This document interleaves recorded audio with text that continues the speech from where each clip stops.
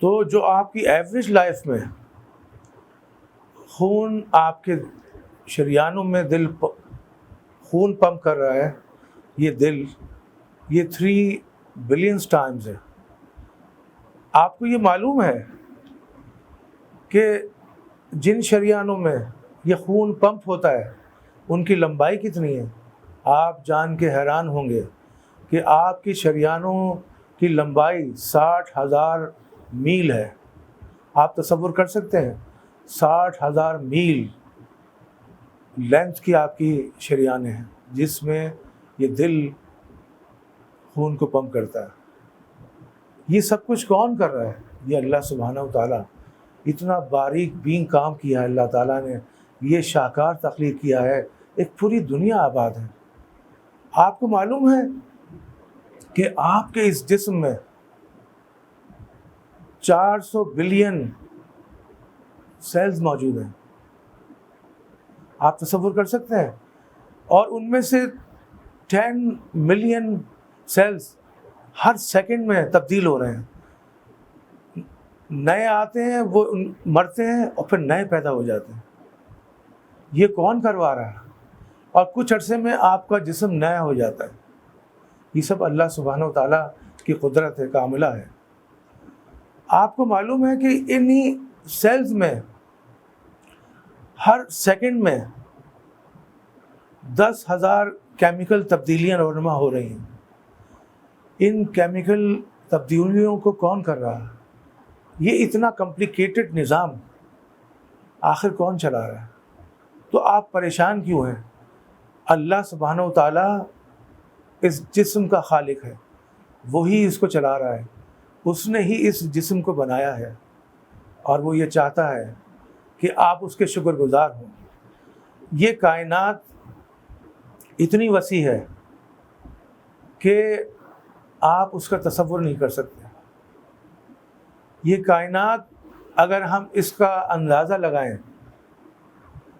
تو اتنی وسیع ہے کہ میں آپ کو بتاتا ہوں کہ یہ کتنی وسیع ہے۔ اس کا جو اگر ہم اندازہ لگائیں تو لائٹ جو ہے وہ 1 سیکنڈ میں 1,86,000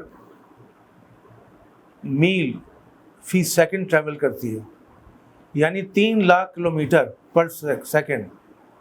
یعنی اب آپ سوچیں کہ 1 سیکنڈ میں 1,86,000 میل چل رہی ہے۔ اب اگر ہم دنیا کی وسعت کا اندازہ لگانا چاہتے ہیں کہ یہ دنیا کتنی وسیع ہے، تو آپ جان کے حیران ہوں گے کہ بعض سیارے جو ہیں وہ 6,000 لائٹ ایئر پہ موجود ہیں۔ اچھا، اگر ہم معلوم کرنا چاہتے ہیں کہ 1 منٹ میں یہ لائٹ کتنا ٹریول کرتی ہے، تو 1,86,000 کو یا 3 لاکھ کلومیٹر کو آپ ملٹیپلائی کر دیں 60 سے، تو 1 منٹ میں اتنا وہ ٹریول کرے گی۔ آپ معلوم کرنا چاہتے ہیں کہ 1 گھنٹے میں کتنا ٹریول کرتی ہے، تو آپ اسی کو 60 سے ملٹیپلائی کریں۔ آپ معلوم کرنا چاہتے ہیں کہ 30 دن میں وہ کتنا ٹریول کرتی ہے، تو آپ اس کو پورے اس سے ملٹیپلائی کر دیں 30۔ آپ معلوم کرنا چاہتے ہیں کہ سال میں، تو 365 دن سے آپ اس کو ملٹیپلائی کر دیں، تو آپ کو اندازہ ہوگا کہ لائٹ جو ہے وہ اتنا ٹریول کرتی ہے۔ سورج کی روشنی جو ہے وہ زمین پر 8 منٹ میں پہنچتی ہے، تو یہ کائنات اتنی بڑی ہے۔ آپ کو اندازہ ہے اس لائٹ کی اس کی جو کوآرڈینیشن ہے پورے دنیا کی، اور دنیا اتنی وسیع ہے، میں آپ کو بتاتا ہوں کہ یہ کتنی وسیع ہے۔ پہلے اگر ہمارا جو سسٹم ہے، سولر سسٹم، وہ ایک سسٹم ہے ملکی وے گلیکسی، اس کا حصہ ہے ملکی وے گلیکسی کا۔ اور یہ جو ملکی وے گلیکسی ہے، اس میں ہمارا اس کی ایک بازو سے لے کے دوسرے بازو تک پہنچنے کے لیے ہمیں 1 لاکھ لائٹ ایئر چاہیے، یعنی ایک بازو سے دوسرے بازو تک پہنچنے کے لیے 1 لاکھ لائٹ ایئرس چاہیے، اور کتنا مشکل ہے. اب آپ سوچیں 1,00,000 لائٹ ایئر، اور یہ ایک گلیکسی نہیں ہے، millions and billions of galaxies ہیں اس کائنات میں، جس کا بنانے والا اللہ سبحانہ و تعالیٰ ہے، وہ اس کا کریٹر ہے. آپ تصور کریں یہ کائنات کتنی وسیع ہے، کتنی عظیم کائنات ہے جس کو اللہ سبحانہ و تعالیٰ نے خلق کیا ہے. اچھا، اب آپ یہ دیکھیں کہ اس کے خلاف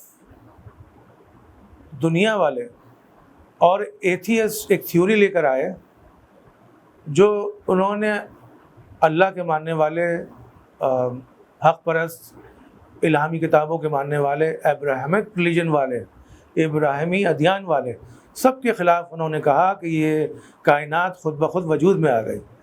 اور وجود میں آنے کا انہوں نے جو اندیا دیا وہ بتایا، اور یہ 1940s میں ایک تھیوری آئی، اس کو کہتے ہیں بگ بینگ تھیوری.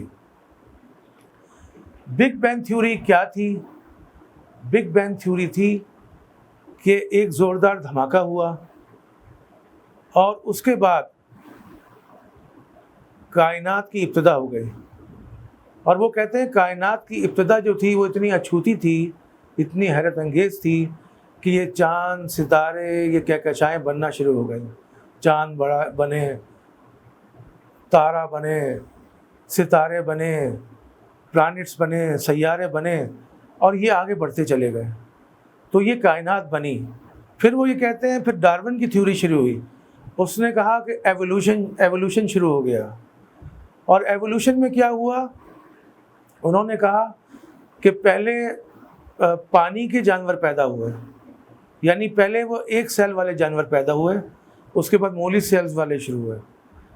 اور ہوا یہ کہ ملینز آف ایئرز وہ پانی کی مچھلیاں جو پیدا ہوئی تھیں وہ ملینز آف ایئرز رہیں پانی میں، اور 1 سیکنڈ کے لیے زمین میں گری خشکی میں.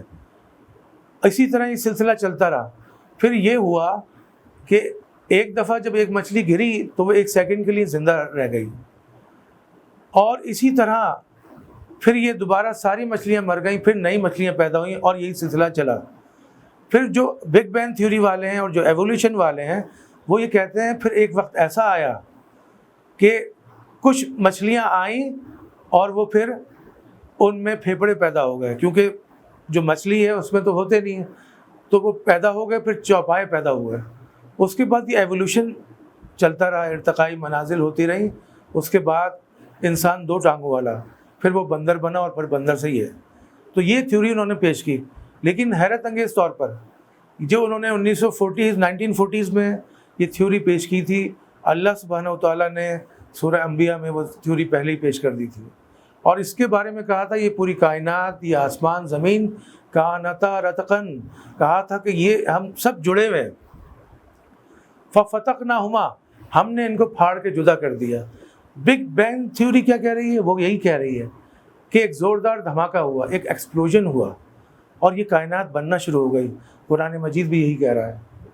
جو وہ قرآن کے خلاف لائے تھے یا الہامی کتابوں کے خلاف لائے تھے، قرآن نے ان بیوقوفوں کو یہ بتایا کہ 1400 سال پہلے اللہ تعالیٰ نے اپنے حبیب کے ذریعے سے یہ بتا دیا کہ بگ بینگ ہم نے کیا تھا.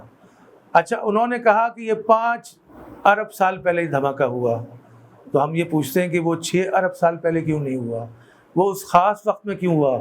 اچھا، وہ لوگ یہ کہتے ہیں کہ یہ ساری چیزیں جڑی ہوئی تھیں اور یہ ہمیشہ سے تھیں. یعنی جو پرائمری نیبولا تھا، یعنی یہ جو کنڈینس میٹر تھا، یہ ساری چیزیں جڑی ہوئی تھیں.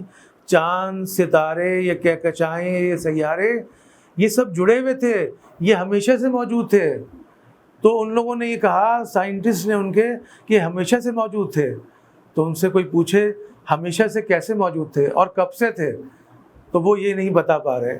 وہ کہتے ہیں بس ایک بگ بینگ ہوا، دھماکہ ہوا، جو قرآن مجید نے بتایا. پھر ایڈون ہبل، اس نے 1925 میں یہ کہا کہ یہ کائنات جو ہے وسعت اختیار کر رہی ہے، یہ پھیل رہی ہے، اس میں ایکسٹینشن ہو رہا ہے. قرآن مجید نے کہا کہ یہ کنڈینس میٹر تھا، ایک جڑے ہوئے تھے سب آپس میں، اور اس پہ انہوں نے بھی کہا کہ یہ کنڈینس میٹر تھا تھیوری نے. اور انہوں نے کہا دھماکہ ہوا، اور قرآن مجید نے بھی کہا ففتقناہما کہ ہم نے اس کو پھاڑا، اس کو دھماکہ کیا.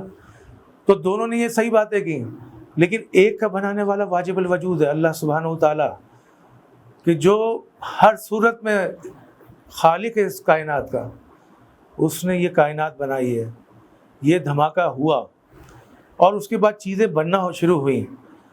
اور یہ جو ایڈون ہبل نے کہا 1925 میں، اسی بات کو اسٹیون ہاکنگ، حضرت اسٹیون ہاکنگ جس کا ابھی حال ہی میں انتقال ہوا ہے، انہوں نے یہ بات فرمائی. انہوں نے کہا کہ، اور ان کی ایک کتاب ہے A Brief History of Time، انہوں نے کہا کہ یہ کائنات جو پھیل رہی ہے، جو ایکسٹینڈ کر رہی ہے، وہ اس 20ویں صدی کی حیرت زدہ، حیرت انگیز انقلابی فکر ہے اور حقیقت ہے.